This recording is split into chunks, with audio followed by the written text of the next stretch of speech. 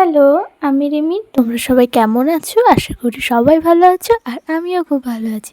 আমি আজকে দেখাবো আমাদের ছাদ বাগানে কিছু সুন্দর সুন্দর ফুল।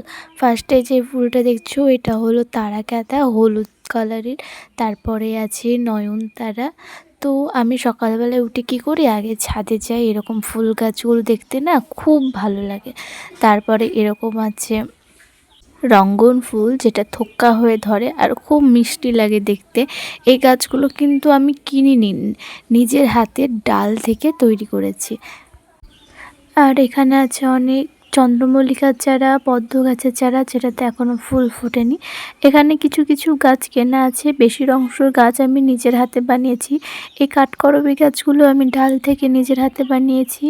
আর সেখানে এখন ফুল ফুটেছে আর গাছগুলো খুব হেলদি আছে। আর ফুলগুলো না এত সুন্দর, তা তোমরা বলে বোঝাতে পারবো না। আর এত সুন্দর স্মেল।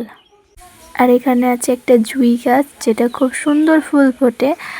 আর এখানে আছে টগর গাছ। এই গাছগুলো না নতুন গাছ, তাও কত সুন্দর ফুল ফুটেছে। ভেতরে দেখো অনেক ফুল ফুটে আছে। তো তারপরে আছে গোলাপ চারা। তো গোলাপ চারা তো শীতের ফুল, এখন ফুল ফোটে না। তো তারপরে আছে এখানে সুন্দর সুন্দর নয়নতারা সাদা কালারের। দ্যাটস ইট, ভিডিওটা এই পর্যন্তই। দেখা হবে অন্য কোনো ভিডিওতে। বাই।